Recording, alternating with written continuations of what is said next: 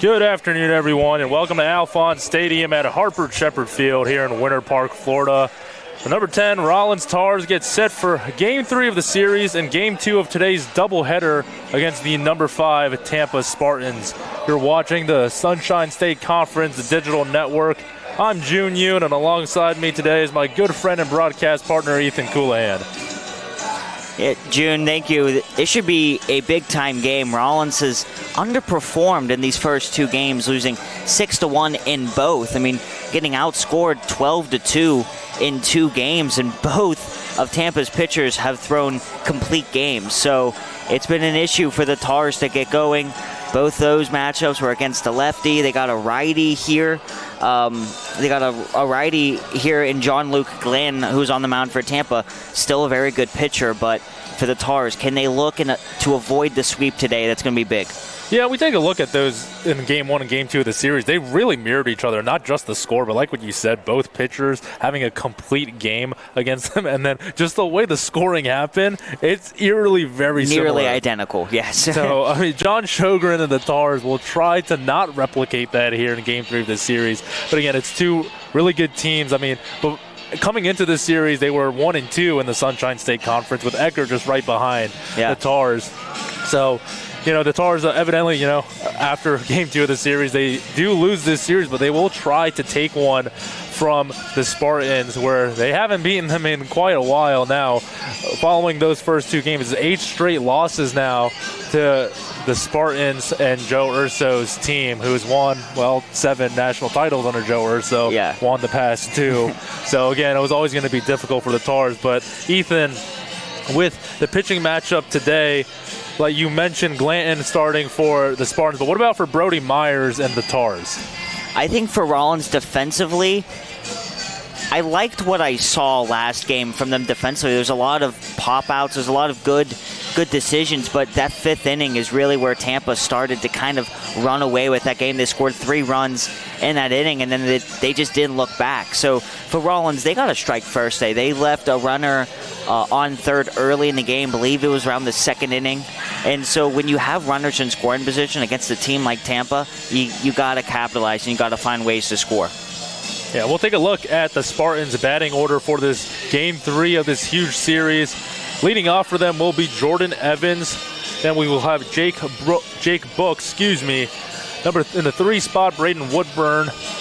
Joander Irigoyen will be the cleanup hitter, the designated hitter for them, caught in the previous 2 games. Gunnett Carlson at number 5. Walker Vanacek, number 6, will be batting 6. Nick Pereira batting 7th. Jesse Ponce, 8th. And in the 9th spot will be Jack Martinez. What does the fielding alignment look like for the Tars, Ethan? Well, you got Brody Myers pitching, and then catching got Colin Hughes at first, Connor O'Sullivan at second, Joey Rubin. Shortstop today is Mari Barano. At third, Jimmy Thies. At left field, you have Matthew Mateo. Center field, Jaden Brown, and then Michael Fury at right field, with the DH today being A.J. Barrio seeing his first action after not playing in Game 1 for the Tars. Yeah, and just a couple of changes for the Tars. I mean, Steven Dean's sitting out, obviously getting some rest being the catcher. We'll have Colin Hughes behind the plate. And, Barrios coming into DH. Matthew Mateo, we didn't see him in today's in the first game of today's doubleheader, which is something interesting. Leads the Tars in home runs, albeit hasn't had a home run in quite a while. Yeah. I think some of the big bats have sort of struggled of late. We've seen Colin Hughes struggle in this series. We've seen, of course, not just this series alone, but with Mateo kind of struggling for the last couple of games for the Tars. So some of these big bats have really produced, haven't really. And we're down the stretch in the season where you still got Eckert on the road. You still got some really big games coming up, some ranked matchups. So for Rollins, it needs to start in this game today to kind of get the bats back going and get some confidence back going again offensively. Yeah, and this was a Tampa team that coming into this series wasn't the hottest. They lost a couple games this month, and the Tars were coming in winning 7 straight. So, I mean, they're completely capable of taking a game from this team. I mean, again, just the bats went it's hard to say even cold because, we spoke to Phil Chinnery, before this, even saying it. They were getting a lot of contact. The Spartans were just kind of there for all of them.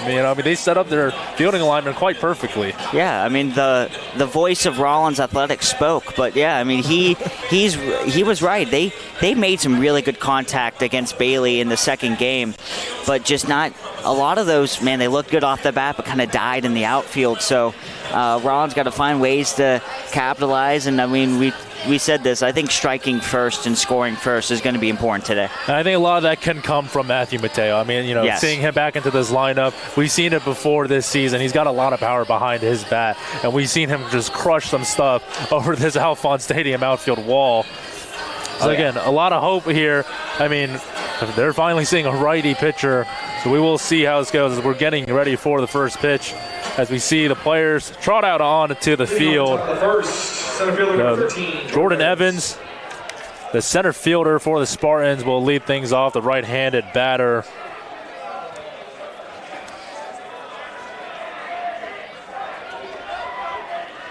The first pitch from Myers is right in there for strike one.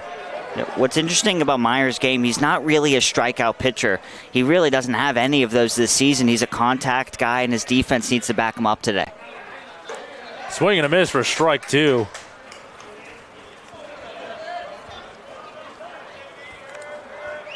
And Jordan Evans is one of many Spartans players that has those high batting averages. That one grounded to second, and that is a collision at first base, and he is going to be safe as that throw kind of got away from the first baseman over there. And number 12, Jake Books. Just the first play of the game. Seems like everyone's okay, but there's an interesting start here to this game 3 of the series. We got first batter of the game. We already have a football tackle out here. But that hit was kind of in no man's land between O'Sullivan and Rubin, and between first and second. And I give Joey Rubin a lot of credit right there, keeping the ball in front of him. But would have been a tough play even if the throw was spot on. The next up batting is Jake Books for the Spartans, the right fielder. That next pitch is low, so even the count at 1 apiece. The Spartans, just kind of picking up where they left off with a leadoff single here early on in the top of the first. Pitch on its way with a swing and a miss by Bucks. So Myers up on the count now, 1-2.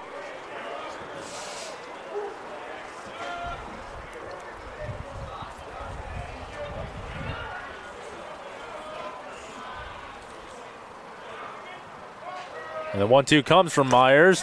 Swing and a miss. Struck him out. So Myers, maybe making you eat your words. He said he wasn't a big strikeout pitcher, but registers his first strikeout of the day. I think a lot of Rollins fans would probably appreciate that announcer's jinx. I know most announcers' jinx are bad, but that one comes into handy. But I love the way that Myers attacked Books there. Big first out.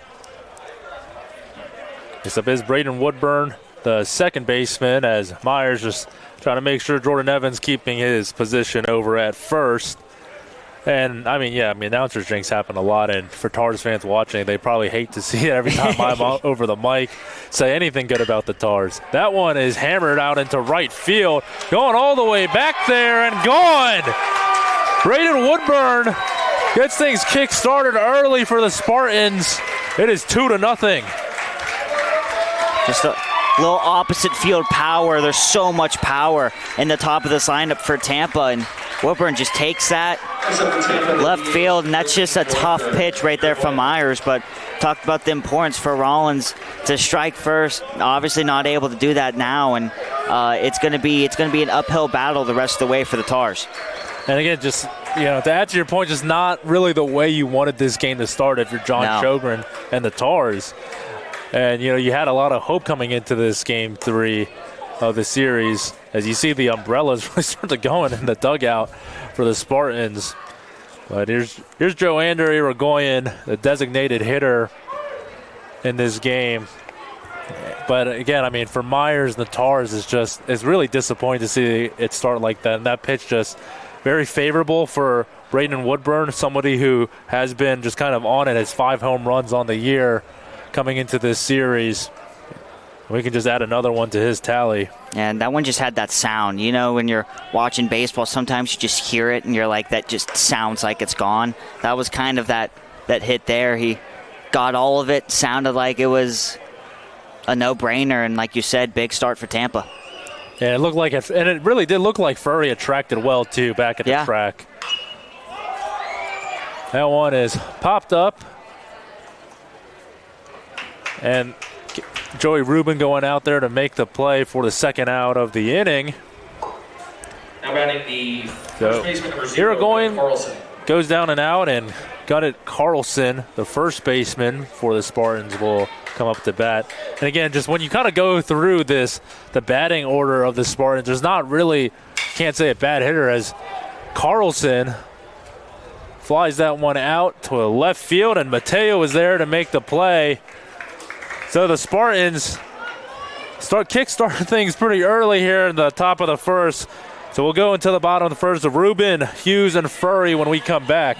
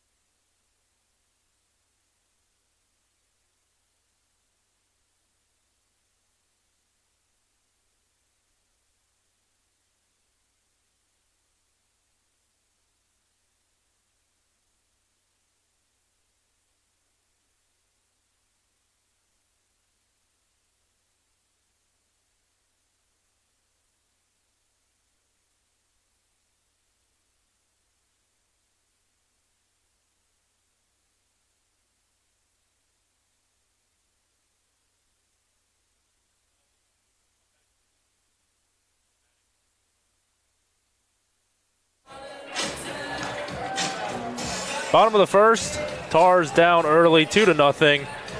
Take a look at the Tars batting order. Batting leadoff will be Joey Rubin, Colin Hughes batting second, Furry batting third, Jaden Brown, the cleanup hitter, Connor O'Sullivan batting fifth, Jimmy Thies sixth, AJ Barrios, the designated hitter, seventh, Matthew Mateo towards the bottom of the lineup at 8, and then Mauri Bejarano batting ninth. What is the fielding alignment looking like for the Spartans? You got John Luke Glanton pitching, catching Nick Piera. First base, Gunnett Carlson. Second base, Braden Woodburn. Third base, Jack Martinez. Shortstop, Jesse Pounce. Center field, we got Jordan Evans. Right field, Jake Books. And then left field, Walker Vanacek. Pretty similar to what the Spartans have been providing in the first few games of this series. Yes. But we will have Joey Rubin, the right-handed batter for the Tars, to lead things off.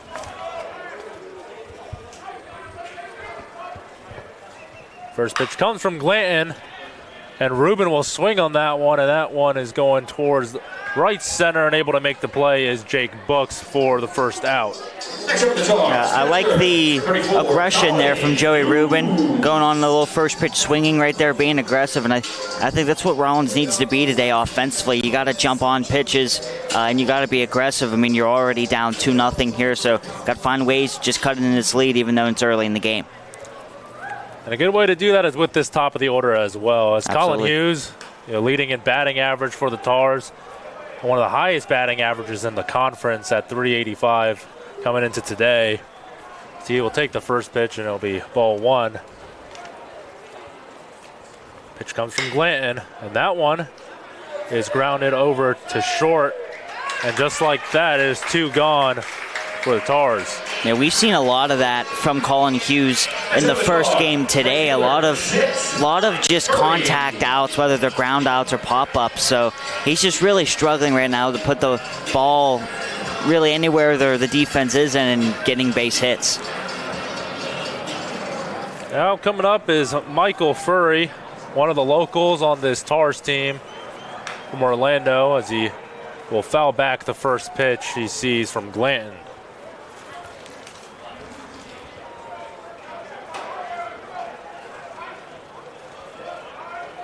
And Michael Furry's just another one of those players for the Stars team that you really want to get going. I mean, missed several games so far this season, and he has come back now. And again, numbers still looking pretty good. 289 batting average, 3 home runs, and 19 RBIs coming into today.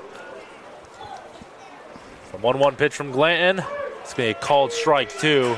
So Furry will see himself down on the count with 2 outs here in the bottom of the first.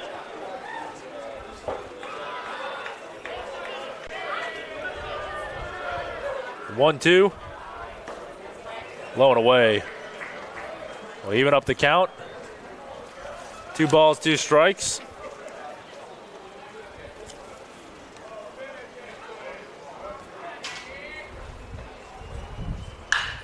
And that one grounded over to third in the hot corner. But Jack Martinez able to recover and make the play. So the Tars go down 1-2-3. Didn't strike out, but Glanton retires the side. We'll be back for the top of the second shortly.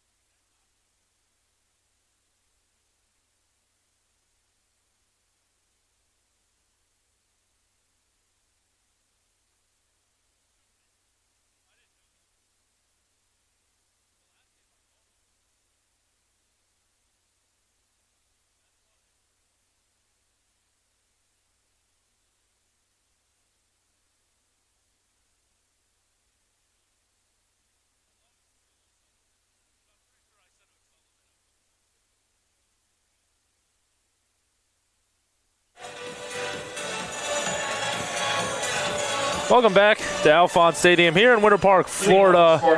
Spartans still lead it 2-0. So we saw that last play, Ethan, on that ground out where it hit right off of the glove of Jack Martinez, but was able to recover and make the play. Can you walk us through that a little bit more? Yeah, June, they call that the hot corner for a reason. I love him just being able to stay with the play. Right, bounces off of him. It's a tough play. He runs back and still able to get it out, throwing out Fury, who's really not that slow. You got some speed on the base pad, so the persistence right there from Jack Martinez to stay with the play and get the out to end the inning was impressive. Walker Vanacek is the leadoff batter for the Spartans here in the top of the second.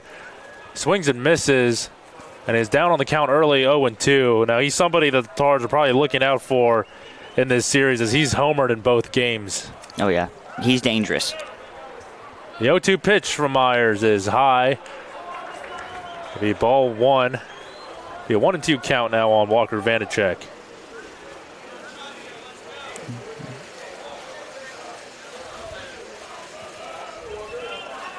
Pitch comes from Myers. Swing and a miss, sits him down. So if you're Myers, I mean, seeing a batter who's homered twice in this series already, he's got to build some confidence after the way that first inning went. Absolutely. I think this is a way that he can kind of ease into the game. You get a strikeout, especially one of the hottest batters, like you said, on this Tampa team. So being able to get that strikeout and get the first out of the inning should be a big confidence booster for him. Now the catcher for the Spartans in this game, Nick Pereira, up to bat. 220 average on the year. First pitch he saw was outside the zone for ball 1. Fouls the next one. Kind of off a check swing there, so evens the count at 1 apiece.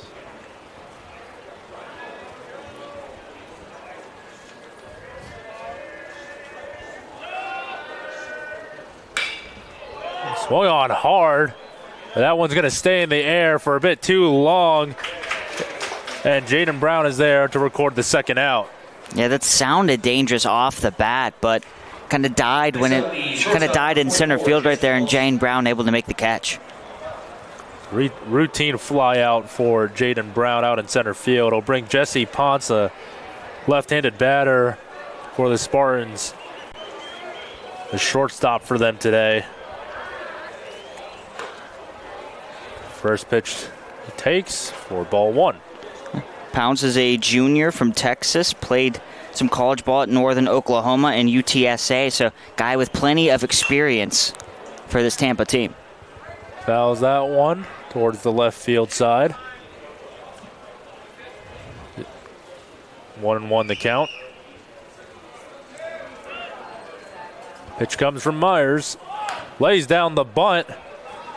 Thies is coming in and able to record the play. Good play. So after giving up 2 runs in the first inning, the Tars go 1, 2, 3 on that one for Myers. We'll see Brown, O'Sullivan, and Thies when we come back.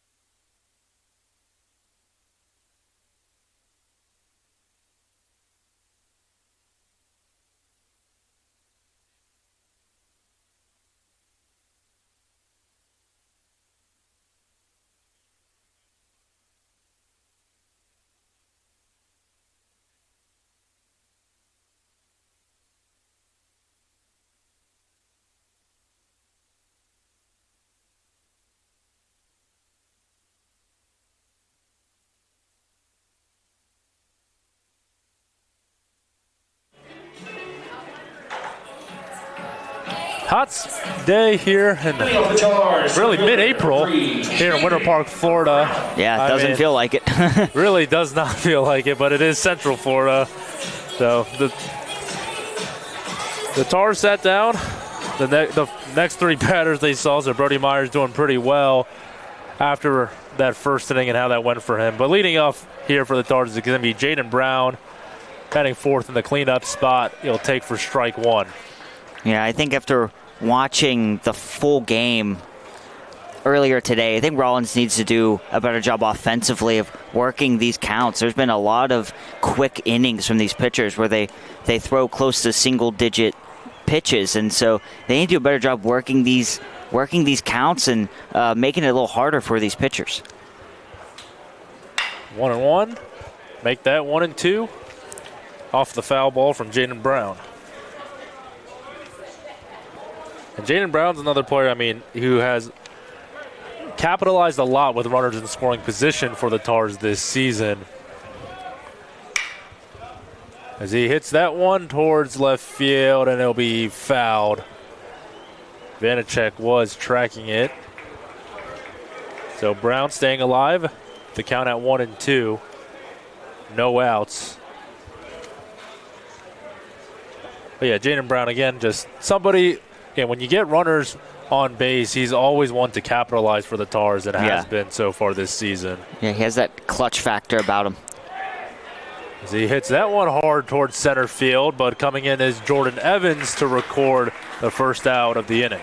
Looked like a little tricky play for Jordan Evans at first. He went back and then kind of had to put on the brakes aggressively, but then came forward to make the out. So see the first baseman, Connor O'Sullivan, up to bat for the first time in this game, which, I almost called you Walker, excuse me. Ethan, you informed me of the number change they had. If you're looking at the live stats, he's listed as number 10, but he has switched his number to 44. So he'll take first pitch for a strike.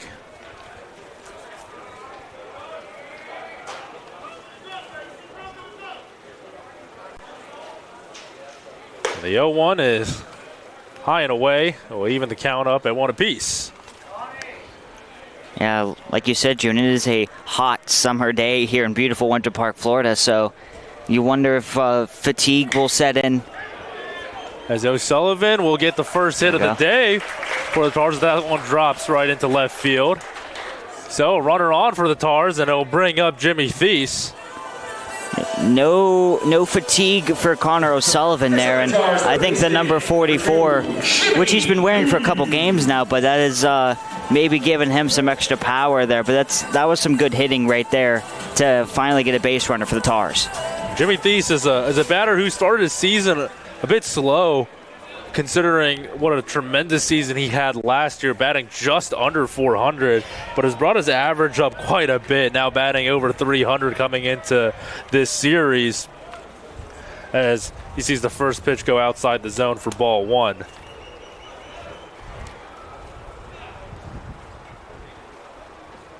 Pitch comes from Glanton, called strike 1. Yeah, you're really on the money there, June. I mean, he's been one of the harder batters for the Tars of late, and they're going to need that. They're going to need that today if they want to avoid the sweep here against Tampa.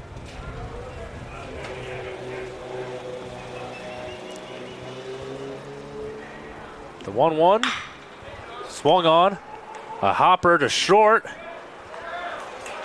and going to be able to record the second out, but does advance Connor O'Sullivan into scoring position. And it'll bring up A.J. Barrios, the designated hitter for this game. Did not see action in the previous game of this series. Yeah, we've seen some nice defensive plays from both teams early in this game, early in the bottom of the second. That play from Jesse Pounce being able to that's far in the infield, little backhand action, being able to hit the throw off a bounce. Impressive.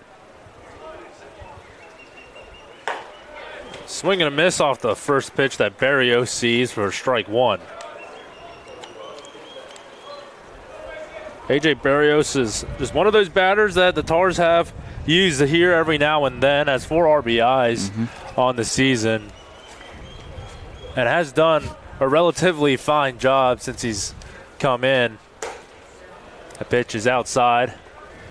1-1 the count. Yeah, I talked about this in our pregame. You get runners in scoring position, you have to capitalize. We did not see Rollins capitalize on that in the first game, or really in the game they played last night. So got to find a way, get a runner in second.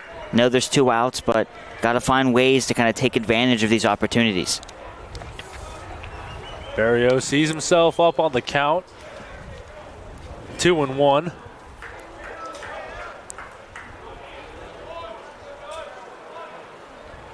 Pitch on its way from Glanton. Swung on and fouled. So we'll put 2s across the board. 2 balls, 2 strikes, and 2 outs. And you mentioned Glanton. Sure, it may not be like Bailey or Satin, but he's still a pretty darn good pitcher for the Spartans team, isn't he? Sub-3 ERA and 49 strikeouts on the year. And that is going to be a called strike 3, and Glanton sits down Barrios. So the Tars leave 1 stranded as we head to the top of the 3rd.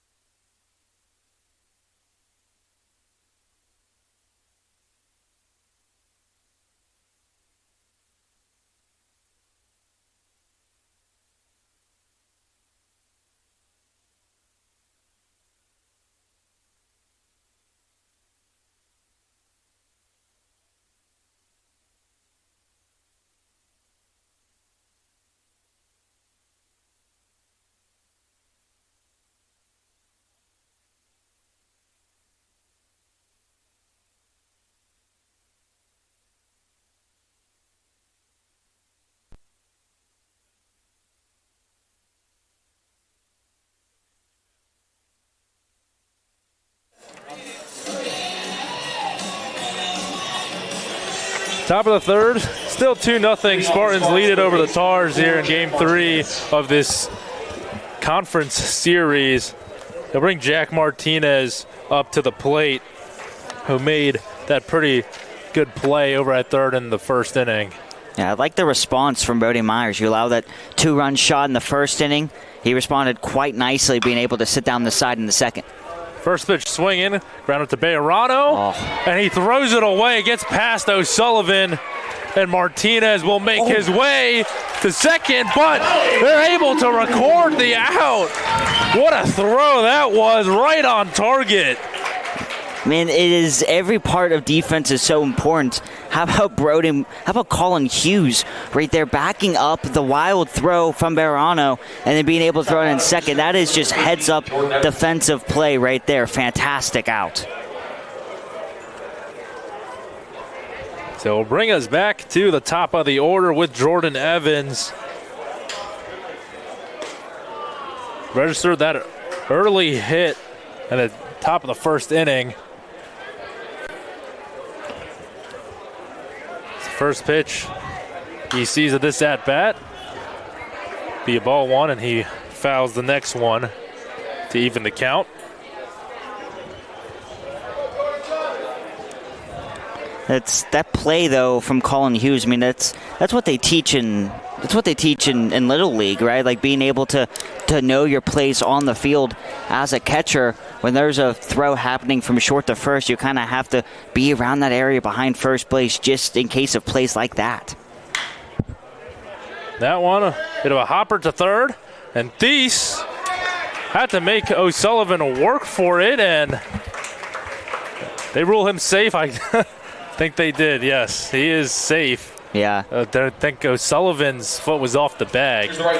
Yeah, that throw from Thies kind of sailed away from him last second, and O'Sullivan right there, I think the throw might have been on time, to be honest with you, but I do think his foot was off the bag, and what would have been a great defensive play results in a base run on first now for Tampa.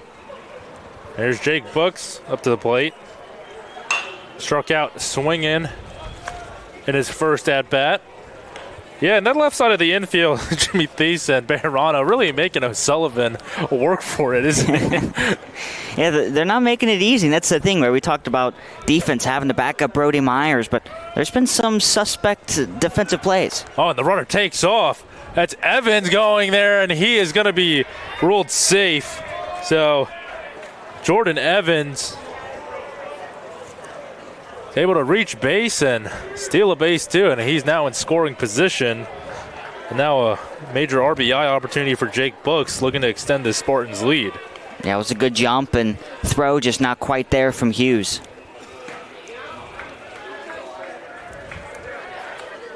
The 1-2 the count on Jake Books.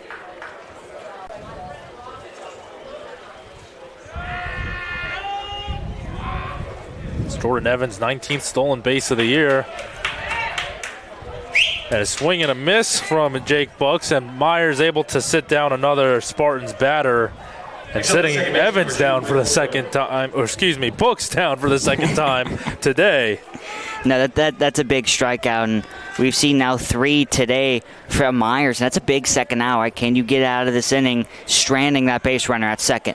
So it does bring Braden Woodburn up, who had the home run in the top of the first, which evidently brought Jordan Evans home. So a very similar position here for Brody Myers and the Tars that they're looking at, with Braden Woodburn up at the plate and Evans in scoring position.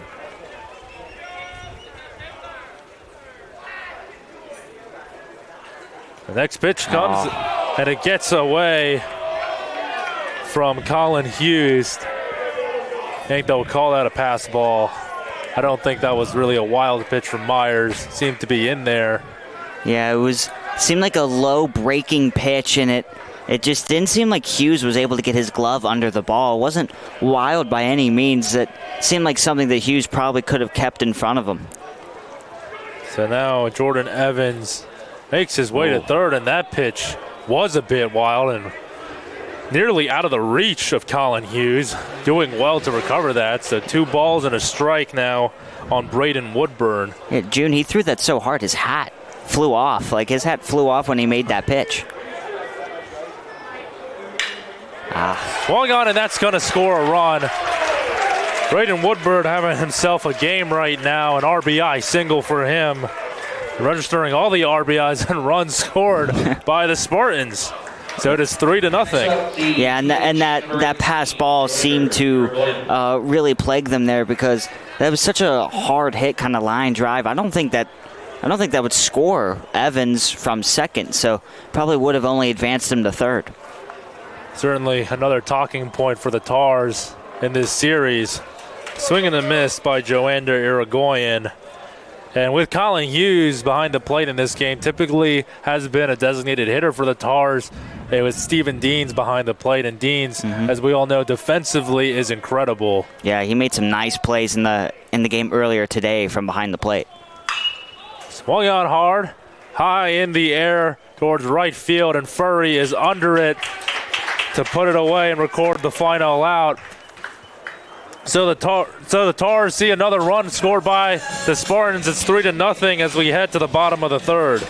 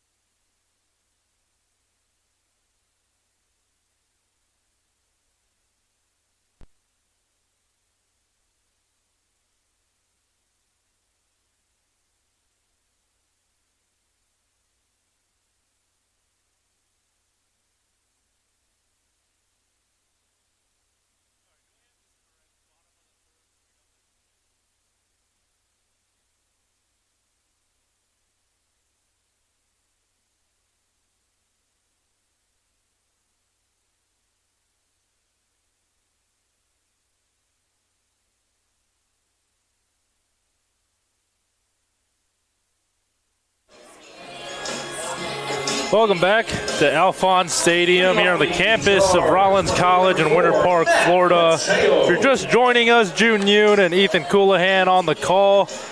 It's 3-0 Spartans after taking the first 2 of 3 games in this series. They'll bring Matthew Mateo up at the plate for the first time today, batting in the 8th spot for the Tars, and he swings on the first pitch and fouls that one down the left field line. Take some time to say we are just 2 students from the Dan Patrick School of Sportscasting at Full Sail, so huge thanks to them, our school director Gus Ramsey, and of course everyone at Rollins for giving us this opportunity. We are just 2 yahoos, so being able to get this opportunity to call sporting events like this, very grateful. Especially between a top 10 matchup absolutely in the country at the Division II level here. And next pitch is just outside of the zone. We have 1-1 count. Have a nice crowd here as well for this doubleheader between the Spartans and the Tars. Seats have filled up nicely. That one is hammered in, and what a play by the shortstop, Jesse Ponce. Mateo looked like he thought for sure he was going to reach base. Man, that's a nice play. Jesse Pounce already talked about him making a nice defensive play last inning, and this time just a line drive, and that one got off the bat in a hurry, so an impressive catch there. So Mary Bejarano, the switch hitter for the Tars, is up to bat for the first time in this game. Pitch from Glanton, just outside for ball 1. We've seen so much contact today in both games from Rollins, and just seems like Tampa has always been in the right place at the right time. His fielding has been incredible. Yes. Swing and a miss for strike 1. Evens the count.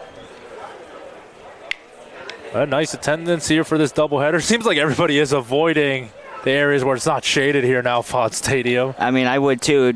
It already is very hot, so I could only imagine. Grounder to second. Woodburn to Carlson to record the second out. Yeah, this is a all-turf field for those who don't know, and we saw a little bit of a slip there by the second baseman Woodburn when he fielded that grounder. A little slip, but able to kind of handle himself nicely and just get that out at first. Come back to the top of the order with Joey Rubin with 2 outs here in the bottom of the third. Pitch from Glanton is inside, nearly hitting Rubin, forcing him to flinch a bit there in the batter's box.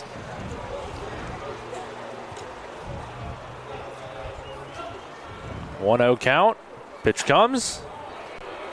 Near identical. Will go to 2 balls and no strikes. So Joey Rubin sees himself up on the count early.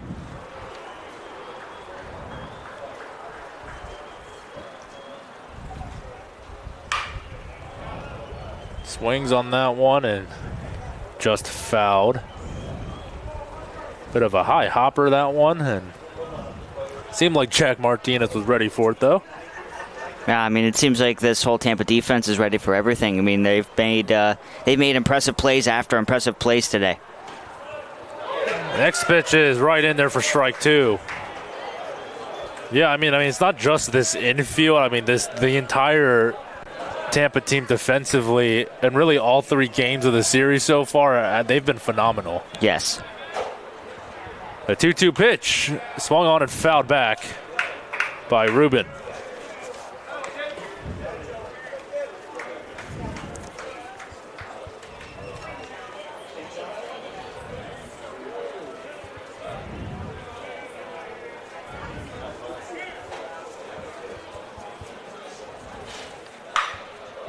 Rubin swings and hits that one hard. Is it going to get between the gap? It does. And all the way back to the wall.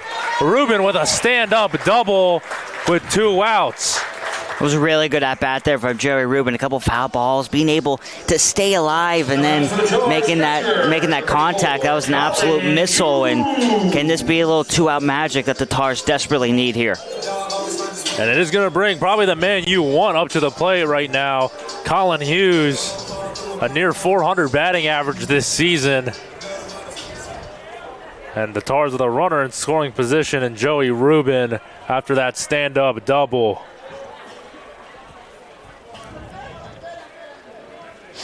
Pitch comes from Glanton. Outside for ball 1. Michael Furry is the batter in the on-deck circle for the Tars. So a couple good hitters due up for the Tars. If they can get something going here and start a late inning rally. The 1-0. Swing and a miss. Strike 1 evens the count. Yeah, this is the part of the lineup here for the Tars that definitely has to make noise here and cut into this now 3-run deficit.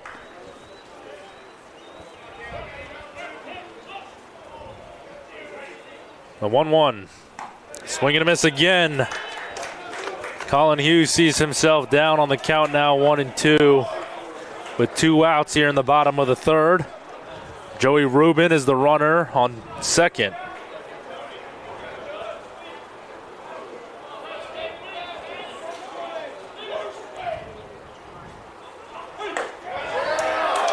Oh. Seems like a couple away fans in the crowd believe that one to be a strike, hitting that outside corner. Home plate umpire disagrees, so evens the count 2 apiece with 2 outs. It seemed like John-Luke Glenn disagreed as well. I mean, he was halfway to the dugout after that pitch. Home plate umpire Marcial Santos disagreed with the away fans. That one hopped over to Glenn off of his glove, and Hughes is safe. So now all of a sudden the Tars have runners at the corners and brings up Michael Furry up to the plate. Yeah, really tough play. It was just a chopper, and we saw Glenn right there kind of have to jump forward and hit the top of his glove, not able to field it cleanly. And another big base runner for the Tars, and golden opportunity here with the base runner at third. And Ethan, you mentioned in Alphonse Stadium, the infield being turf here. I mean, it does start to heat up, especially in this Central Florida heat. And, I mean, if you're following on the live stats and you go to the game notes, you see the weather say just hot, hot, hot. And it is hot, hot, hot. And it's going to make it harder to field and make those plays like that. The first pitch Furry sees at this at-bat goes outside the zone. Runners at the corner is a huge opportunity for the Tars to get back into this game. Inside pitch is a called strike one.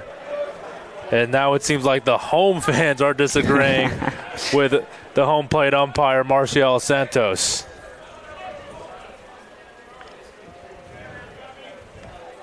The 1-1 from Glenn. Swung on and flown out towards right field. Jake Books is there, shields his eyes from the Suns and makes the play. The Tars leave two stranded here in the bottom of the third, still down 3-0 as we go to the top of the fourth.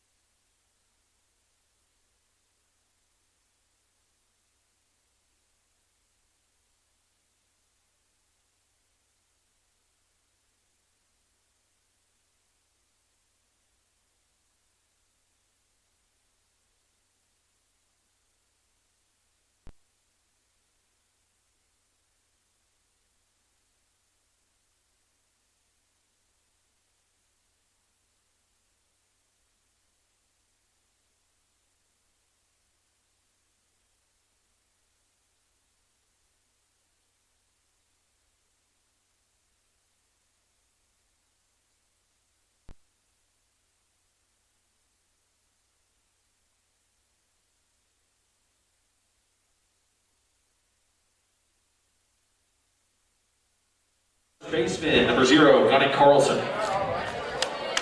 Top of the fourth, still 3-0 Spartans after the Tars left two stranded in the bottom of the third. They'll bring Gunnar Carlson, the first baseman for the Spartans, up to bat. Take first pitch. Sees it go outside the zone for ball one.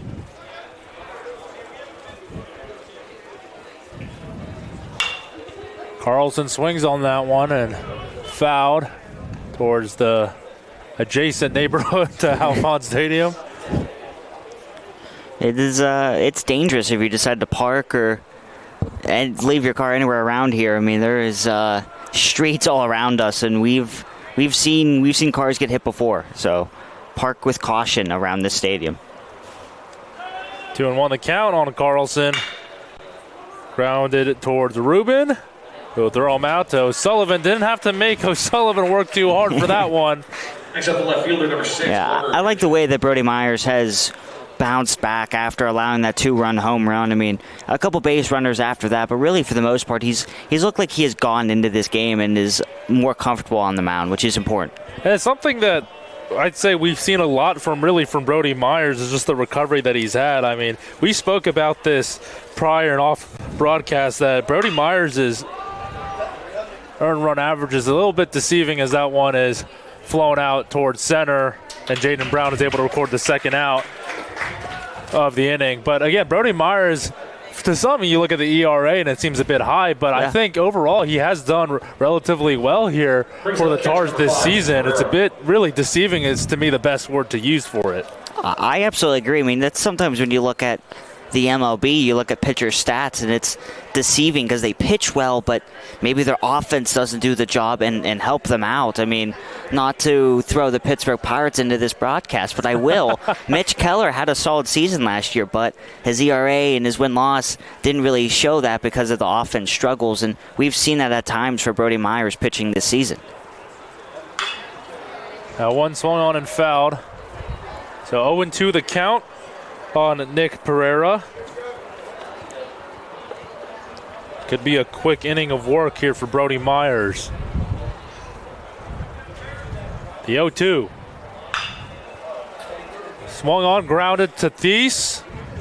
To O'Sullivan off of a bit of a hopper of a throw, but able to record the final out, so it is a quick inning for Brody Myers. We'll see Brown, O'Sullivan, and Thies come up to bat. Still 3-0 Spartans.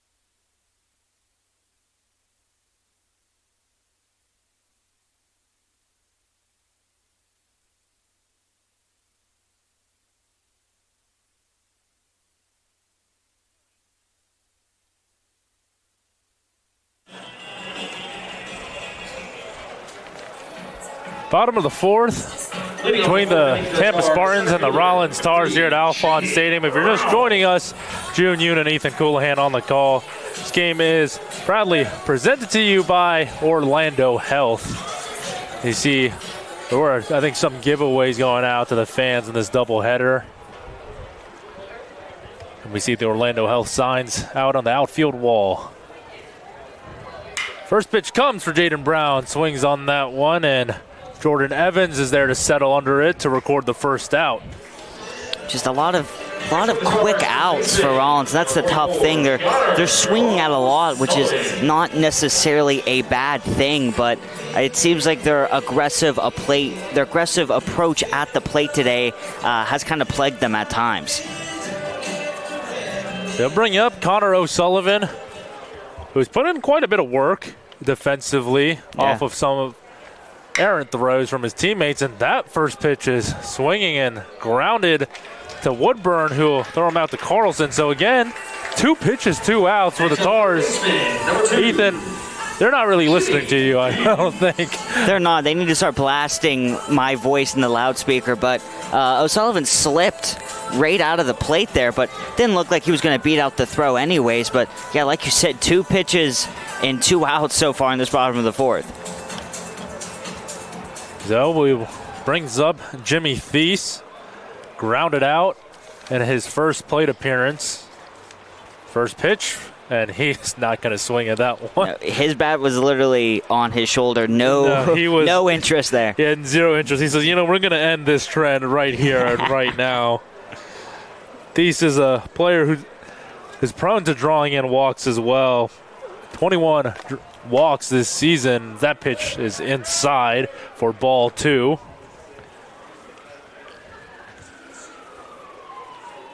So 2-0 the count. Thies seeing himself a favorable count here after the previous 2 batters swung and grounded out immediately, or grounded out and flown out. Yeah, I think a more patient approach to John Luke Glenn, I think that is a recipe, could be a recipe of success for the Tars offensively. That pitch is right in there. So 3-1. The count, I'd say we probably didn't expect Jimmy Thies to swing on a 3-0 count. No. But favorable still. It's a hitter's count, as they call it. 3-1. And Thies does draw in the walk. So not a commentator's jinx, but it seems like I called it saying he draws in a lot of walks. So it works out for me this time. So hopefully there's no Tars fans upset with me with that. No, that was good at bat. And I don't think anyone should be upset with you, June. But yeah, that was a good at bat. Being able to be more patient after these last couple of at bats, we've seen maybe a little too anxious to swing the bat. It brings up the designated hitter, A.J. Barrios. Struck out swinging in his first appearance in the second inning. First pitch is right in there down the middle for strike one.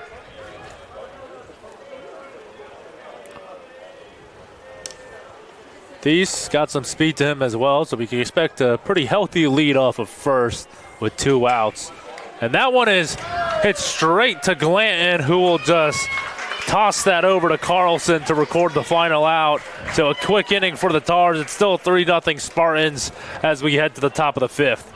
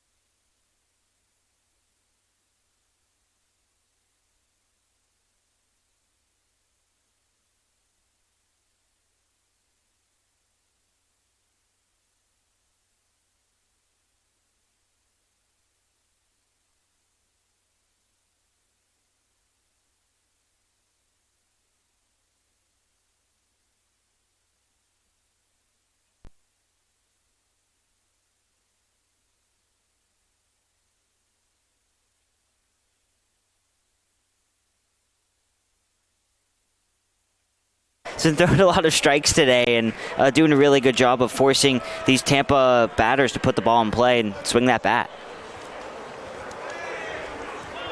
The stream did go down Ethan in the middle of your conversation. Was able to get it jump started, so apologies for those who was probably wondering what was going on. It wasn't your internet connection. We had a bit of a technical difficulty. But 2-2 the count on Ponce. Make that a full count, which I believe is one of maybe the first full count we've seen today.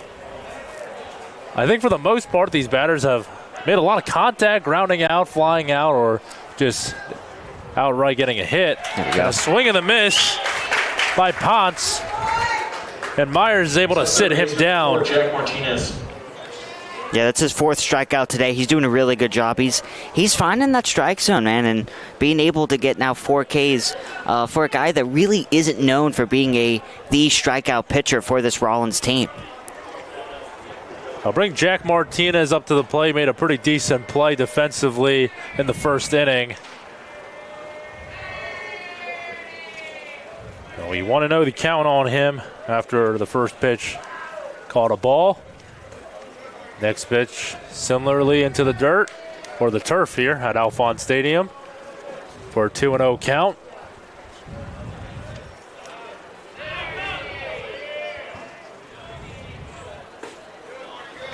Next pitch also outside the zone. Just inside is what it's ruled 3-0 the count. So Myers down on this count early on Jack Martinez, who shows bunt and will take for strike one.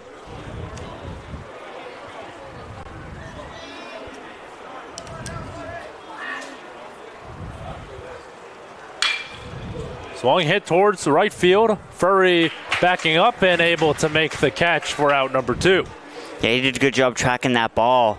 Didn't really have to move a whole lot, just a couple steps back there, but good job right there by Brody Myers getting down at the count right there, 3-0, and being able to kind of work his way back and get that pop-up. So we'll see Jordan Evans at the plate for the 3rd time today. Registered a single in the first inning, reached base in the 3rd, and came around to score both times.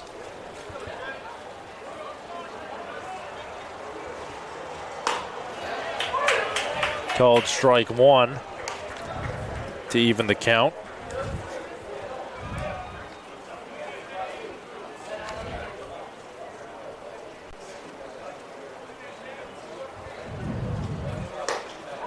And that pitch looked pretty good to me. Thought he caught the inside corner. Yeah. Home plate umpire Marcial Santos disagrees. So 2-1 the count. Swung on and grounded towards third. Thies to O'Sullivan for the final out of the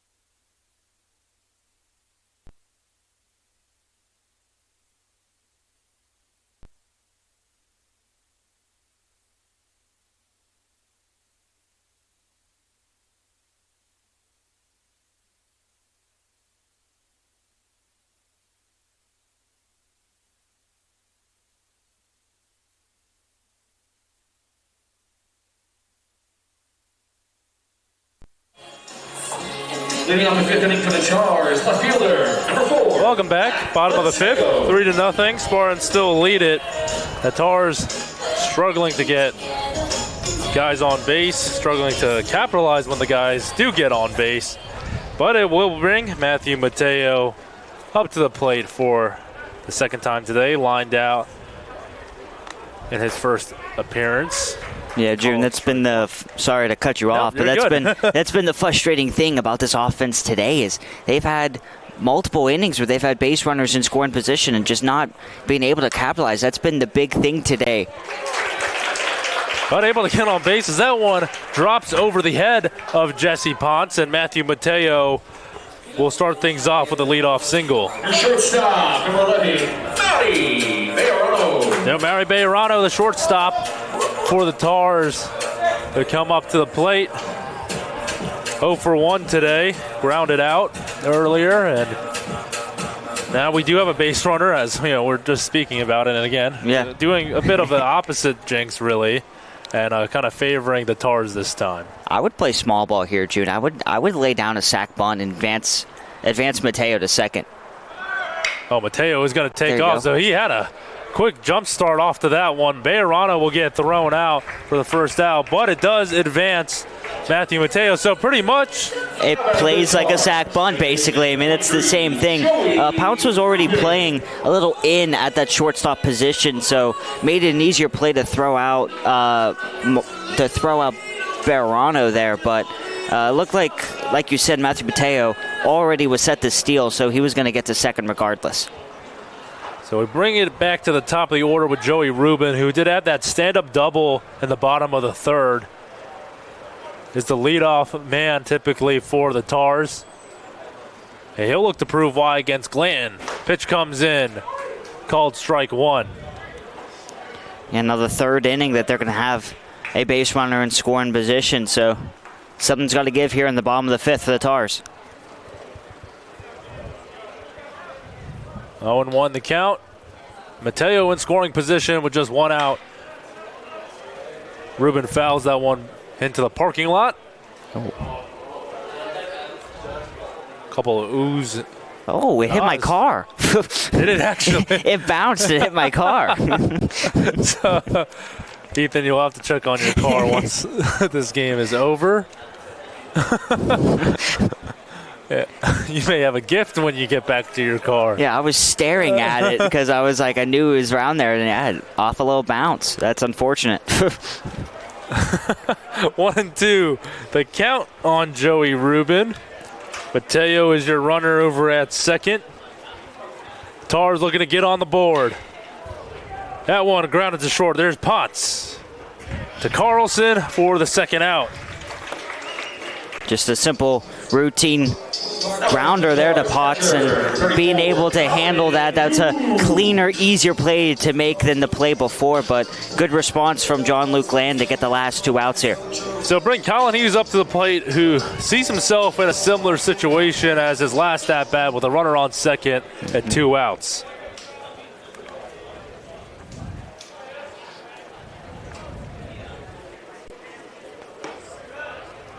Pitch is low for ball 1.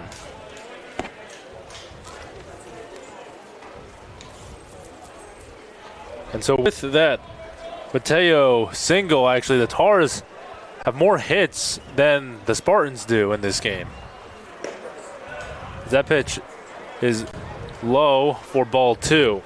Yeah, it's 4 hits to just 3 for Tampa, but I think the difference obviously is that 2-1 home run, but Tampa being able to take advantage of base runners, which is something that the Tars have struggled not just today, but really the entire series.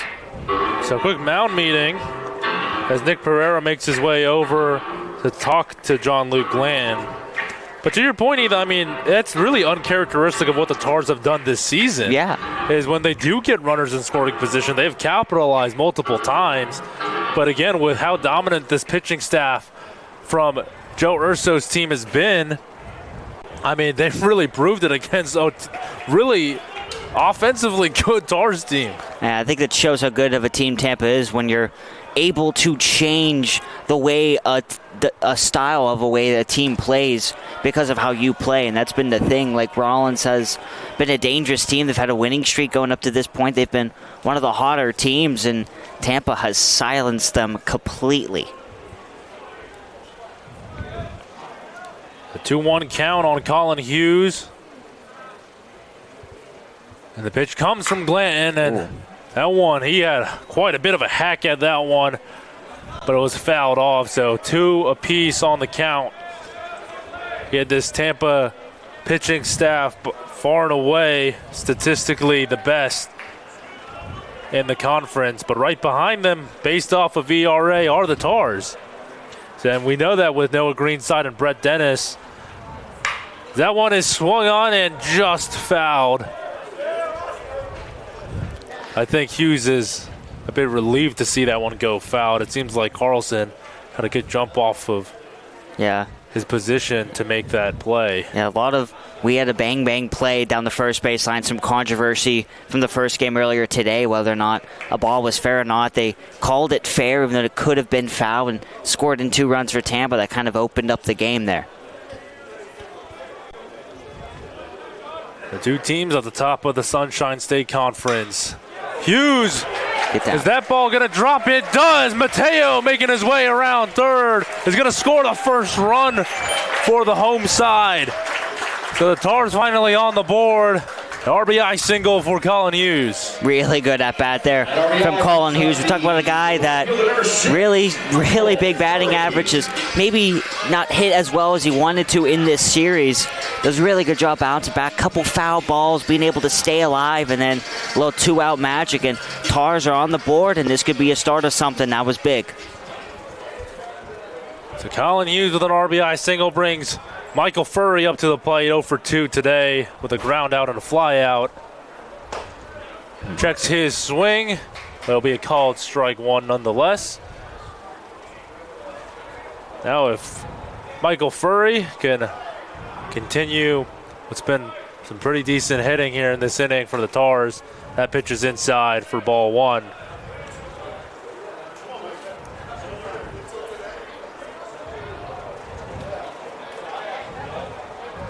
One and one the count. Inside again. So 2-1. Furry had a home run against Florida Tech in that series. It's one of his 3 of the year. But he's looking to try to do the same as he represents the game-tying run here in the bottom of the 5th. That next pitch was fouled. 2 apiece with 2 outs.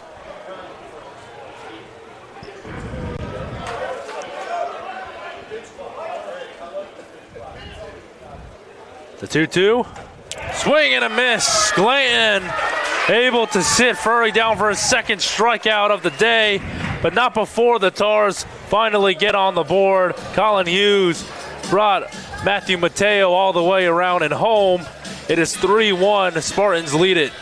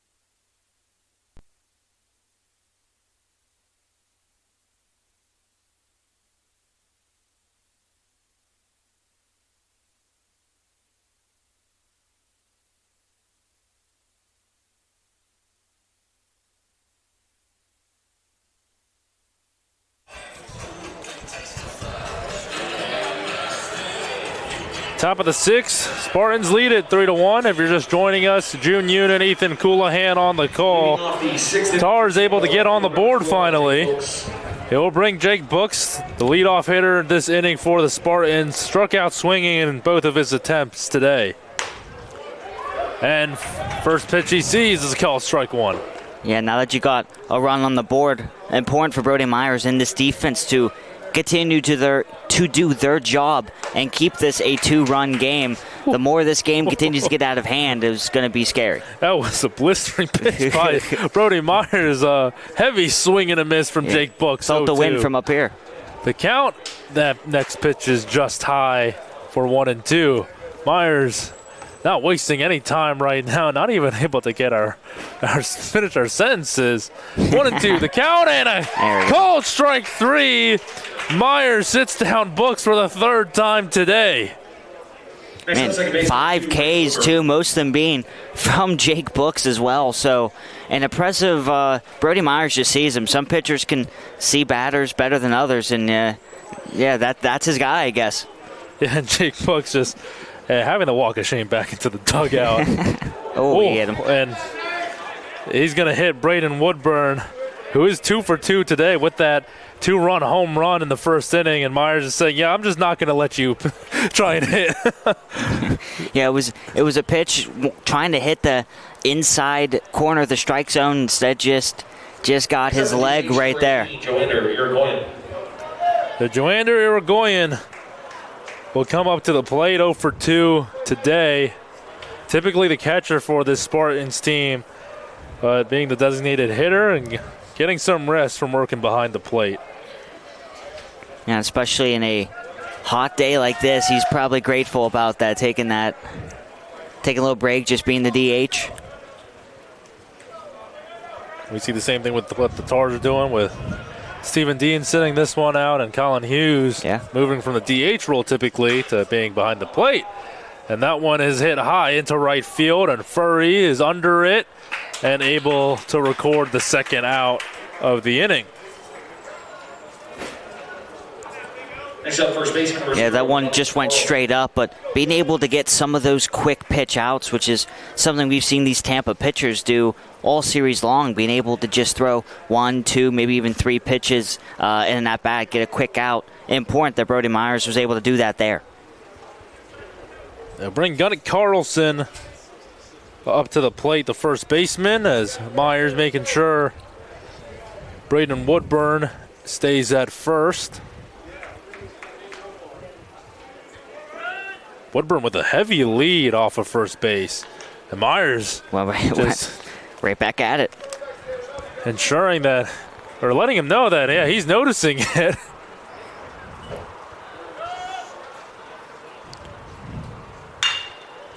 That pitch grounded to Bejarano.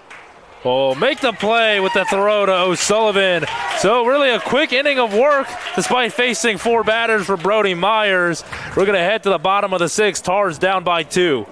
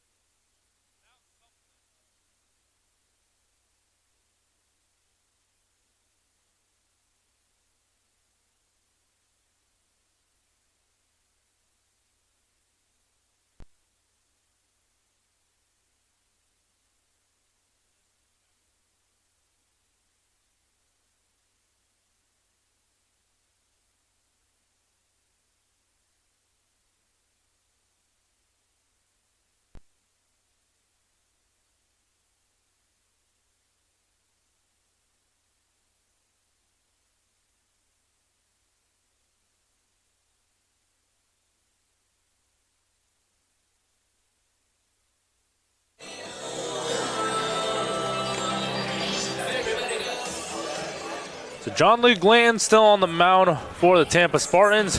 Why wouldn't you? He's only given up 1 run. Bottom of the 6th, 31 Spartans lead it over the Tars, the top 2 teams in the Sunshine State Conference. Jaden Brown will lead off for the Tars in this inning. If you're a Rollins fan, you hope that what you saw last inning, which was a couple hits, of course being able to get on the scoreboard, score that run, was some momentum going in, as of course only being 4 innings left in this one. First pitch was right in there for strike 1.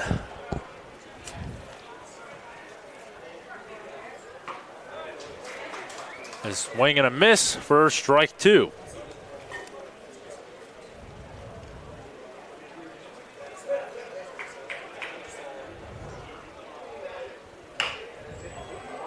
That one grounded very shortly to Glanton, who will throw him out over at first.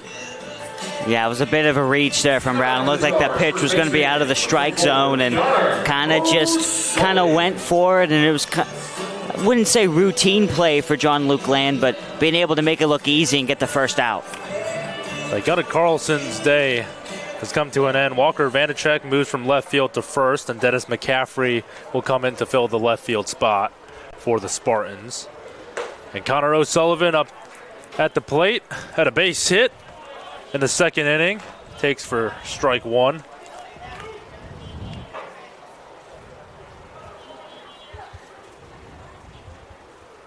The 0-1 pitch, swung and fouled right back towards the booth. Thank God for whoever invented nets, because that one was going to come straight for us and all of our equipment here. I would have had it though, June. I was ready to make the catch. I believe that one, Ethan. You're quite the ball player yourself, especially wiffle ball. Oh yeah, quite the athlete. That's why I'm here today in the broadcast booth. O'Sullivan hits that one up the middle for a base hit. So a 2-hit day for Connor O'Sullivan. Gets on base. Brings up Jimmy Thies. Drew in a walk in his previous at-bat. Take another walk here, too. I mean, that would be a good opportunity for the Tars. Continue to be patient at the plate here. Going to be important.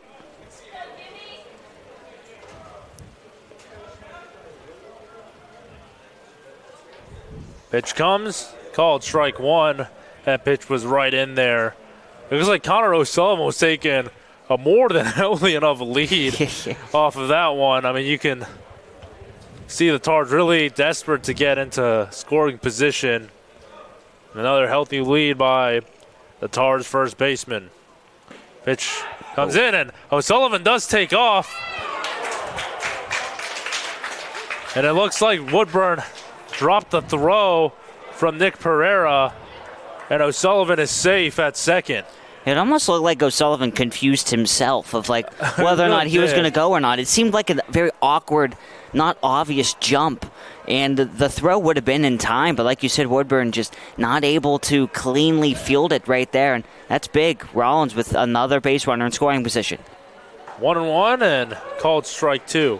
And I do like that Connor O'Sullivan, even though it looked like a bit of confusion, committed to running over to second. Absolutely. And didn't get caught in a rundown in between second and first, because then that would have been a base running disaster for the Stars. Yes.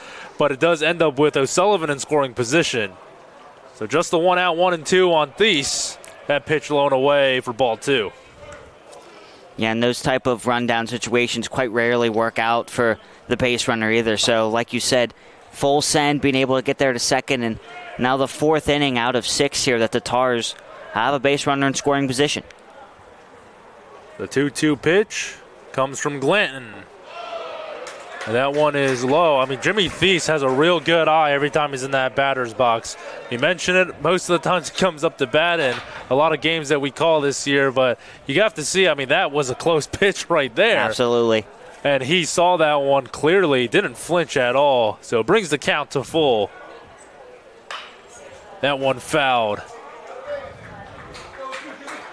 It does a good job staying alive there, and like you said, it's a gift when you're able to have an eye like that and be able to work walks, and this was an important, very important at-bat here for the Tars. So we'll do the payoff pitch again from John Luke Glanton. 1 out for the Tars. O'Sullivan in scoring position at second. The payoff. Grounded to short. There's Ponce to Vanacek for the 2nd out. Yeah, Ponce has been busy today. I mean, making a handful of defensive plays there. Good at-bat for Jimmy Thies. Unfortunate that it ended in a pretty routine ground ball, but saw some 2-out magic last inning for the Tars, and another opportunity here. Maybe some 2-out magic and a chance for A.J. Barrios to get his first hit of the game. A.J. Barrios struck out, swinging in the 2nd, grounded out towards the pitcher in the 4th. He'll look to change things up with that one. We'll foul the first pitch. And I thought I was going to hit the truck that is lined up here down this left field line. But 0-1 the count nonetheless on A.J. Barrios. O'Sullivan is the runner at second. Barrios just fouls that one. 0-2 the count. That one was kind of a short hopper that just went fouled down that first base line.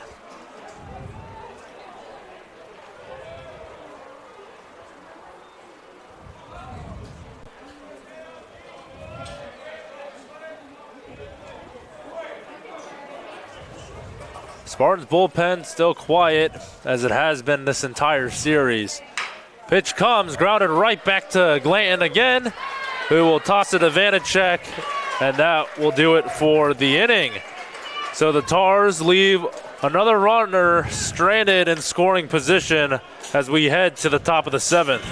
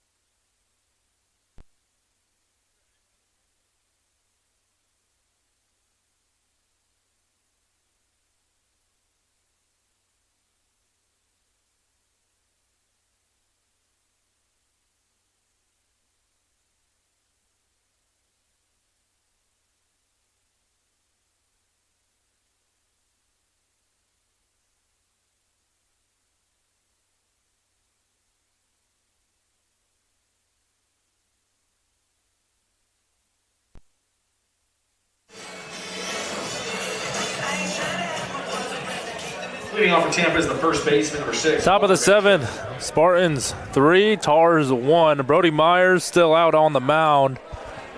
You've seen a little movement in the Tars bullpen, but not sure they really have anyone up and running, warming up yet. I mean, he's only at 67 pitches, and you're talking about someone who really outside of that, he allowed 1 run in the 3rd, but outside of that 2-1 home run, he's been really strong today for the Tars. I'm continuing to roll with Myers. Swing and a miss by Vanacek, and a called strike 2 on Vanacek. So 0-2 the count. Nick Pereira is the batter in the on-deck circle for the Spartans. And after him, we'll see Jesse Ponce, the shortstop. The 0-2 on its way from Brody Myers. Swung and fouled. It will stay in the park and save your car from another hit foul ball. And you're basically playing the game of like Russian roulette when you park in this parking lot right next to the stadium. You don't know. I've seen plenty of cars be hit with a couple games I've called here.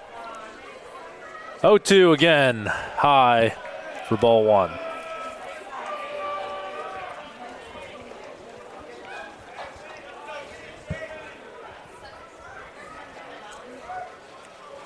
One and 2 the count. Walker Vanacek has had 2 home runs in this series, but has gone hitless in Game 3, and that ball is wildly away from Colin Hughes. Evens the count. Tar's lucky that this is just the first batter of this inning. Yeah. That certainly would have advanced runners.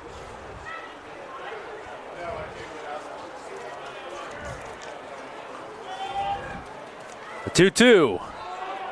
Ooh.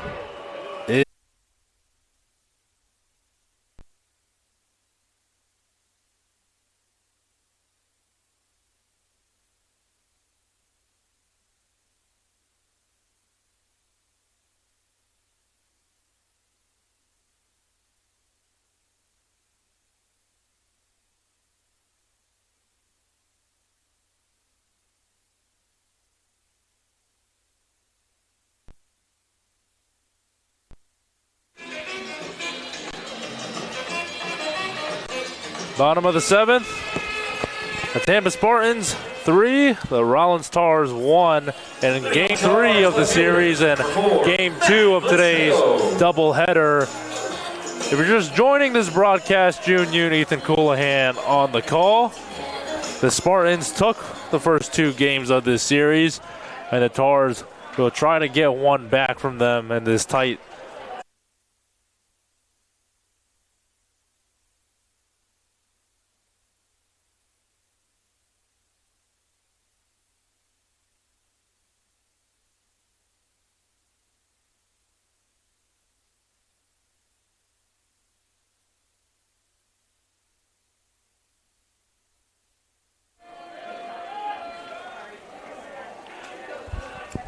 Several technical difficulties that we've experienced here, as that one was dropped by Bejarano. Not able to handle that one, and will put Jordan Evans on base. So apologies for that. The Tars were able to record it out here in the top of the 8th. Brody Myers is still the pitcher on the mound. Yeah, June, it was Jack Martinez who hit a grounder. It was really nice defensive play by Jerry Rubin to get the first out. Kind of had to go a long way to make the play, and then what should have been a second out, and like you said, an error there by Bejarano not being able to cleanly field that shortstop, and that play at short, and might be having a pitching change here. And they are having a mound visit for Brody Myers. His pitch count still remains under 80. Will be an interesting decision to make for John Sjogren. Yeah, I would assume that's probably just a conversation here, maybe telling him that this is his last inning or possibly his last couple batters, and going from there. I mean, he's had a really good game today, June. I mean, he's pitched really, really well, really strong, and like you said, only at 78 pitches. So we'll have Jake Books, who's a batter that Myers has gotten the better of every single time. Oh, yeah. Struck him out swinging twice and struck him out looking once. Really sat him down all 3 times. But Jordan Evans reaches base again. First pitch that Book sees is high and away for ball 1. It's incredibly difficult to strike out the same batter, I feel like twice in the same game, let alone 3 times, which just makes it even more impressive. Uh-oh. And Books hits that one hard, not going to get struck out this time, and Jaden Brown able to make the play. A running catch by him out in center field, and Evans has to sprint back to first. Brown had to get on his horse to make that play. He did a really good job right there. That was hard hit. That was a line drive. Got off the bat in a hurry, so speed there from Brown makes it work, and they got a throw out at first. Evans wasn't paying attention, and the inning's over, June. Yeah, they throw out Jordan Evans. So another quick inning for Brody Myers as we head to the bottom of the 8th. Spartans narrowly lead it 3-1 over the Tars.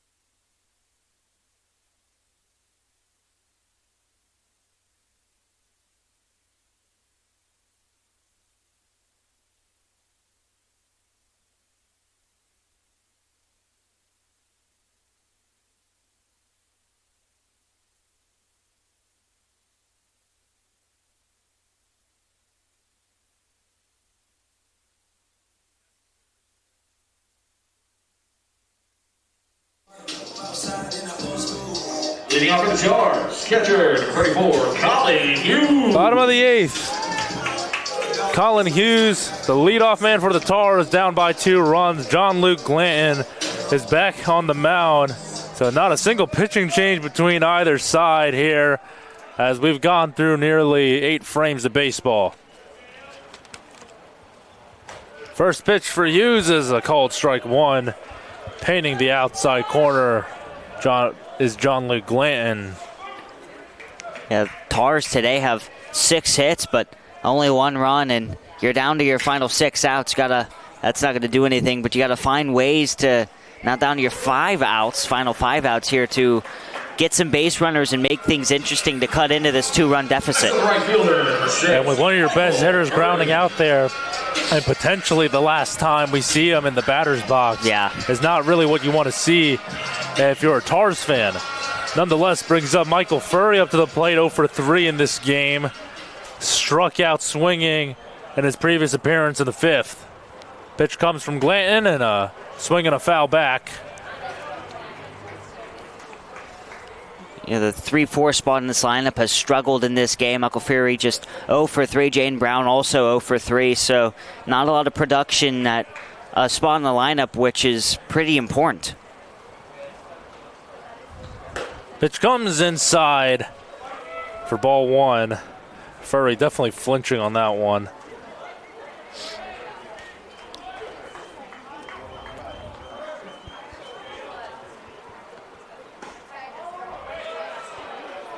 Be a ball 2.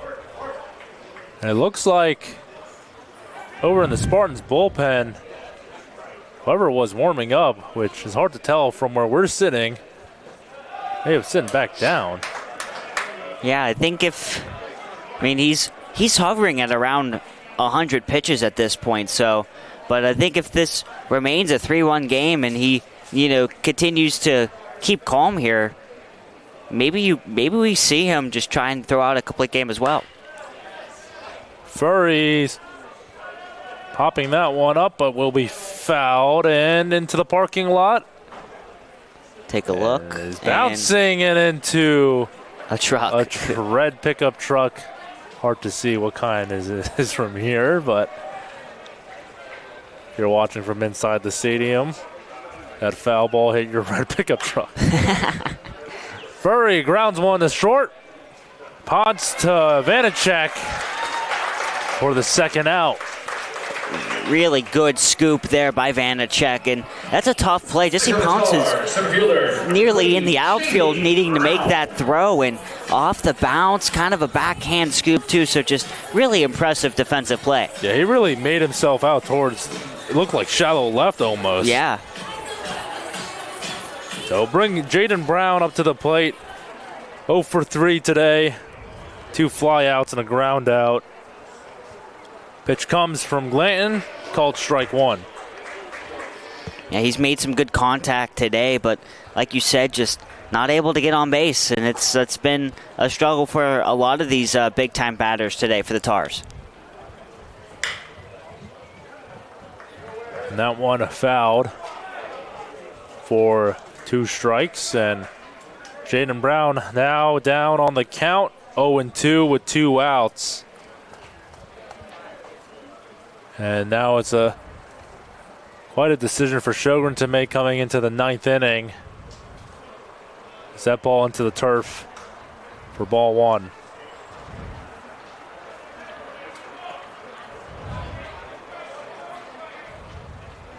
The 1-2 from Glanton. Swing and a miss. Sits down Jaden Brown. A 1-2-3 inning for the Spartans as we head to the top of the 9th.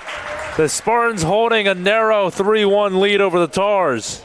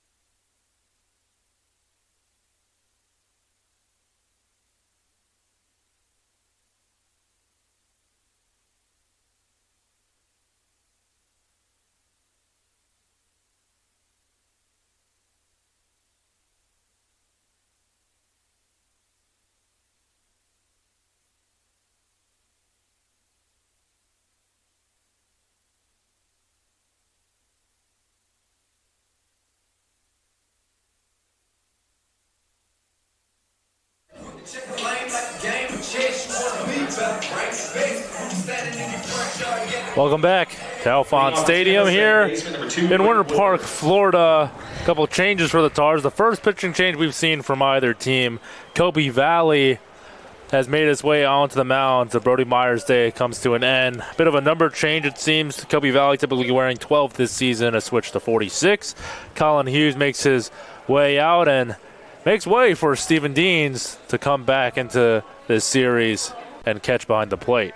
Yeah, and stats for Brody Myers, who really had a strong game today. 80 pitches, 3 hits, 3 runs, 2 of them earned off of 5 Ks. So a really strong performance today from him. Really one of his better performances of the season. And Kobe Valley, a pitcher who's been very consistent for the Tars, a 1.61 ERA. 4-0 with a win-loss record this year. Has made 3 starts this season, but has made a majority of his appearances in relief. And he has quite a challenge with Braden Woodburn being the first batter he faces. And Woodburn hits it up the middle and has reached base in all 4 appearances at the plate. DH number 18, Joe Ender. Just incredibly difficult to get out. Talked about his 2-run home run in the first, a single in the third, getting hit by a pitch in his third at-bat. So he is someone that has been really dangerous today for Tampa, like you said, getting on base. And that one just right up the middle, no defender there, and a solid way to start this inning for Tampa. I'll bring the designated hitter, Joander Irigoyen, who's 0 for 3 today. A pop out and 2 flyouts. The runner on is Braden Woodburn. The 0-1 pitch from Valley. Nope, he's going to make sure Woodburn stays over at first. It is a narrow 3-1 Spartans lead over what has really been quite the pitching duel between Glanton and Myers. And it's going to be a quick, looks like a mound meeting already for Kobe Valley. Yeah, I think, importance here. Obviously, you're in the top of the 9th, so got to keep this a 3-1 game if you can. Of course, trailing by 2. So I would say the importance of that, of being able to just keep this game and keep this score out of reach, in reach. With only 2 lefty batters in this lineup for the Spartans, there really hasn't been a huge opportunity for double play moments for the Tars either, which is really, for this infield, it's been extremely difficult for them to get out of some innings, not only in this game, but throughout the entirety of the series.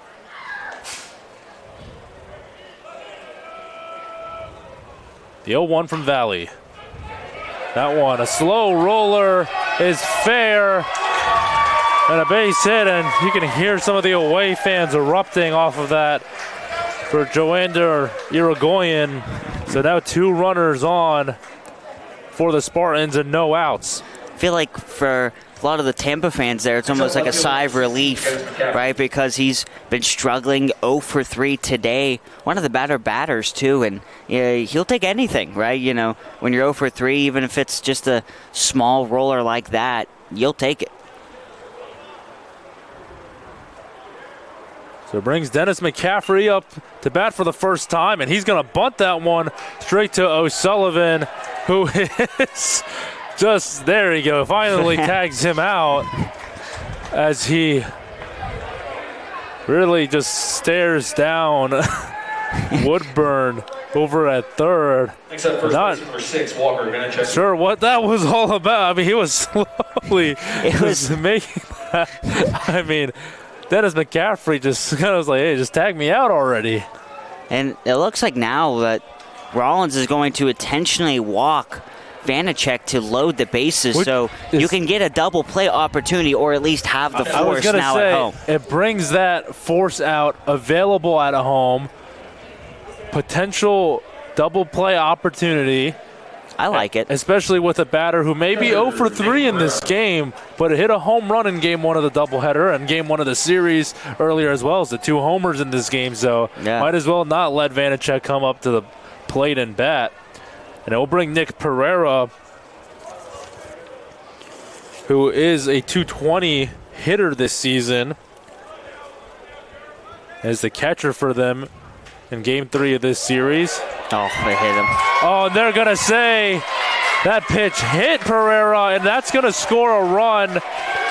So the Spartans providing a bit more cushion for themselves, and the intentional walk works in the complete opposite way that John Sjogren had wanted it to work for his team. And that's a tough thing when you decide to make that decision to purposely load the bases for that game plan of, all right, we're going to maybe get a force out at home or get a chance to get a double play. The very first pitch, you hit him. So it's unfortunate. I like where his head was at there with that decision, but just didn't work out. Jesse Ponce, the shortstop, He's been very active defensively today.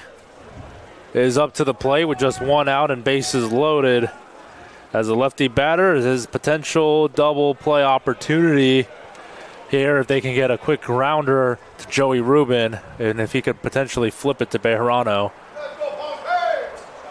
You got to find a way to get out of this inning. Cannot allow any more runs here. That one fouled back. Valley 1-2. Valley up on the count 1-2, excuse me, and one out, bases loaded. Here, top of the ninth. It is a 4-1 Spartans lead. That pitch got away from Steven Deans. And Irigoyen thought about it, but this makes his way back. Yeah, he's more known for his power, and he's not really the speed guy on this Tampa team. I think you get maybe someone more close to the top of the lineup, someone with a little more speed. Maybe you try it there and be more aggressive. 2-2 count.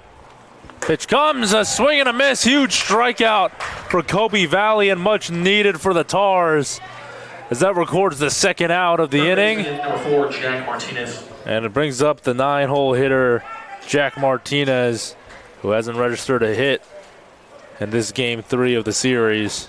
And bases loaded with 2 outs. Valley and the Tars will try to get out of it. Like you said, that was a monster strikeout. Now it just needs one more, and it's really any play now at any base, and you get out of this inning and see if your offense can make some magic in the bottom half. First pitch was fouled towards right field. 0-1 the count on Jack Martinez.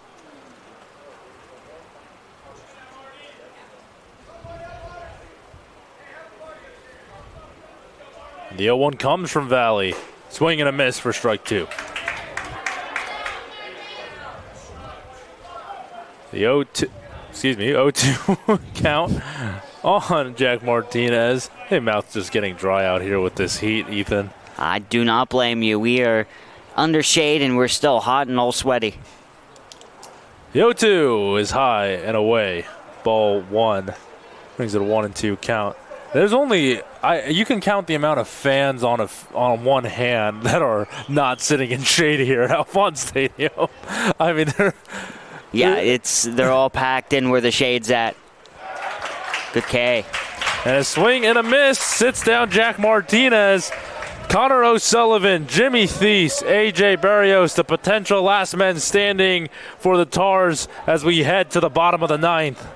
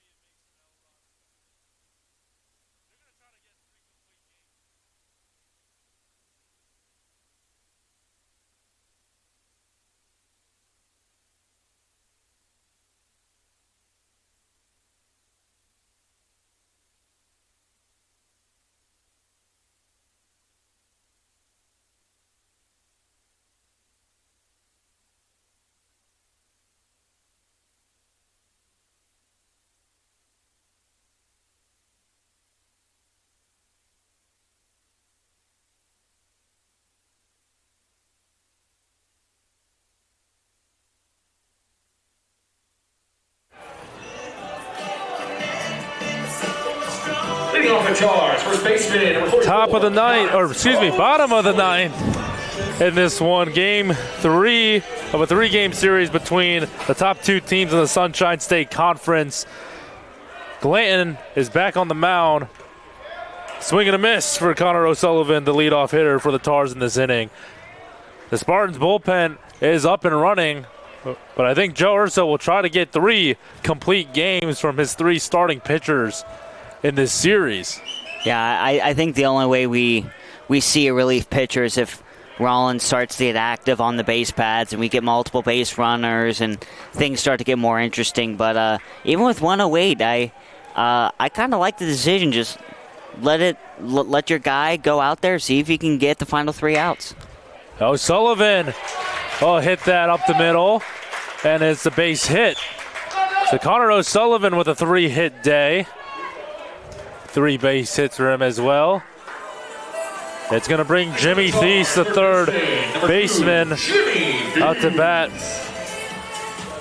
Drew in a walk in the 4th and grounded out in the 2nd and the 6th. Yeah, big for Rollins to get your first base runner up there. And it looks like that is it for Glanton. Yeah. I think you were right, Ethan. If he allowed a base runner or something, they were going to make the decision. So the first pitching change for the Spartans, not only just in this game, but of the entirety of this series. Insane. Not something that you hear quite often. Yeah, I mean, just dominance from the mound. We know Tampa ranked 5th in the nation, obviously reason because that is their hitting, but man, their pitching has been absolutely fantastic for this entire series. So we're going to step aside here in the bottom of the 9th and let the new pitcher out of the bullpen get a warm-up. It is the Tampa Spartans 4, the Rollins Tars 1. Runner on first, no outs.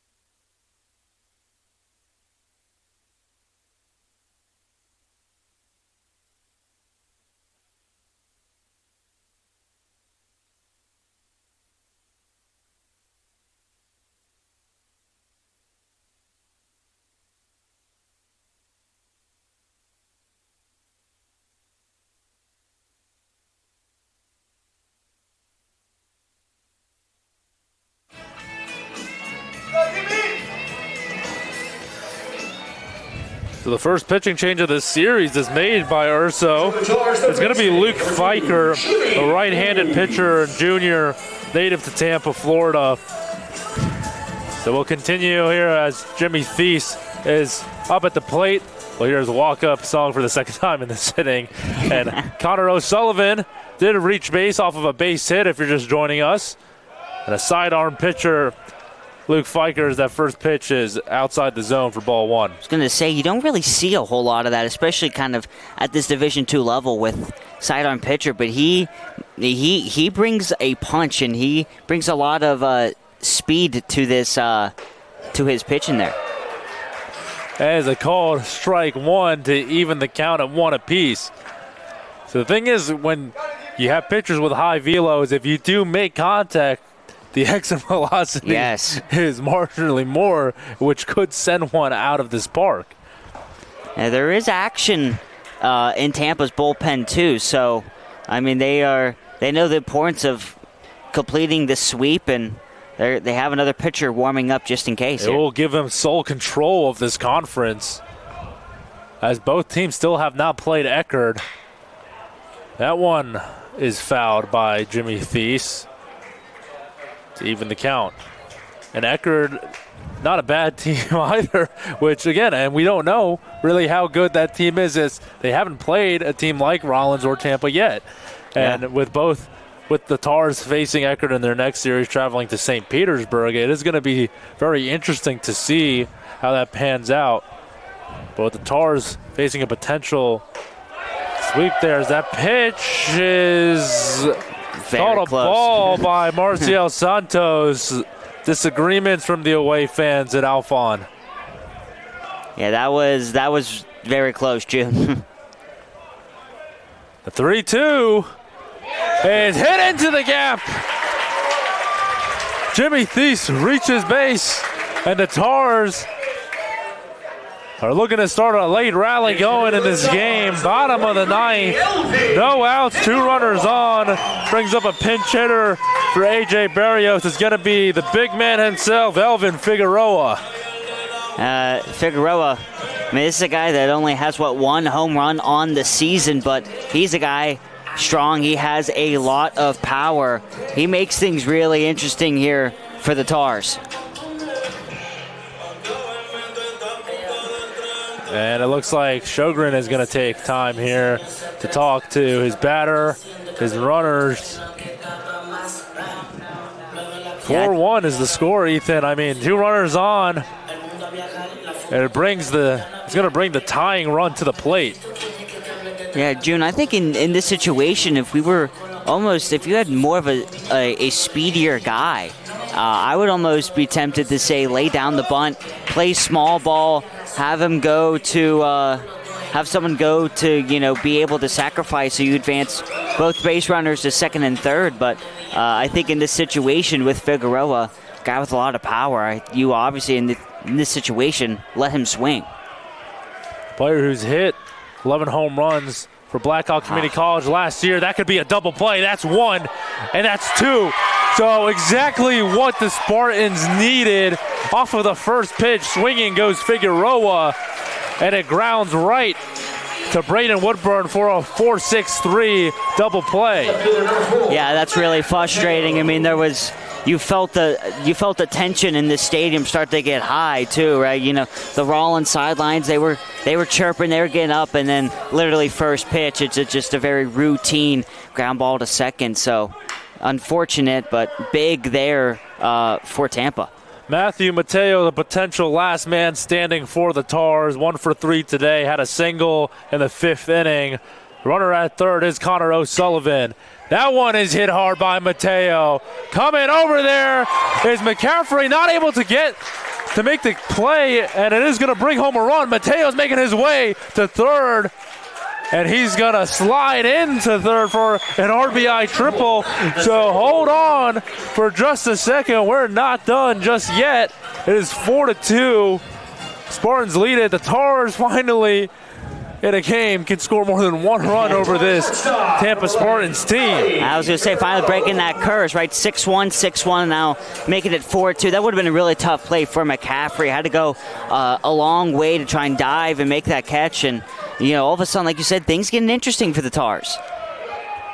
It would have been a heck of a way to end this series, too, off of a sliding catch by McCaffrey. He'll bring up Mari Bejarano up to the plate. Luke Fiker is still on the mound. Awfully close to hitting him. He's not wasting any time off those pitches. And Sjogren is saying that it did hit him. He's in disagreement. The count, we're going to reset the pitch clock here back to 20. We are. Yeah. And it is going to be 2 balls and no strikes. 2 outs. Runner at third is Mateo off the RBI triple. That one fouled back by Bejarano. Just got to stay alive right here and did the possibilities if you're able to get on base. Now it's the top of the lineup with Joey Rubin, who is on deck. You hear Mari Bejarano's father here in the crowd cheering on his son to potentially get a late rally going. That one is grounded to second. That could do it. It does.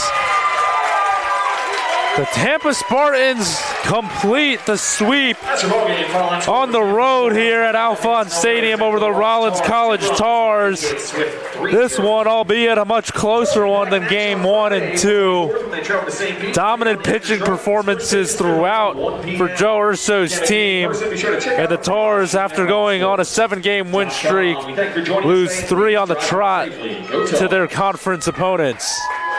Yeah, June, it's a difficult and I think disappointing series. This is Rollins baseball team that was, they're ranked 10th in the nation, Division II, and just really at times have not looked like themselves in this series. 6-1 both games was really not like them, and then in this one, it's, they started to get aggressive in the 9th inning last game, got aggressive again, so just a little bit of too little, too late.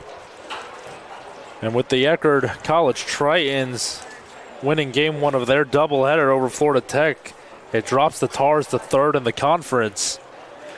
And Tampa having full control at the top of the Sunshine State Conference, winning this one 4-2 over the Rollins College Tars. John Sjogren and his team to surely be disappointed with how they play it on the offensive side. And again, we take a look at the entirety of this series. Several talking points, really, for this Rollins Tars team. But one thing to point out is to congratulate, really, how dominant the Tampa Spartans were, especially getting 2 complete games out of their top 2 pitchers in their rotation from Satin and Bailey.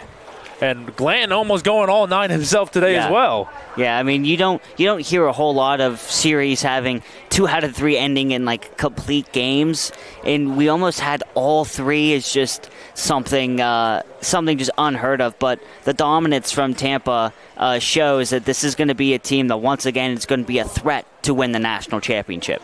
Luke Glanton picks up his 9th win of the year, but Ethan, real quick, maybe just overall grand scheme of things, player of the game, player of the series. Well, I would just say, I'm going to use an overall category and just say I think the pitching has been the players of the game, if you will, for Tampa. I think just overall, you do a complete game last night, you do a complete game earlier today, then John Bland getting his 9th win, looking good, nearly throwing another complete game. So the pitching for Tampa, I think really, we talk about hot bats for Rollins, team that's very good at getting on base, taking advantage of runners on scoring position. The complete opposite. Multiple innings today where the Tars left base runners on 2nd and 3rd. Just credit to the Spartan pitching. Yeah, I have to fully agree with you on that one, Ethan. But that will do it for us here this afternoon at Alphon Stadium. The final is the Tampa Spartans 4, the Rollins College Tars 2, as the Sunshine State Conference Series comes to a close.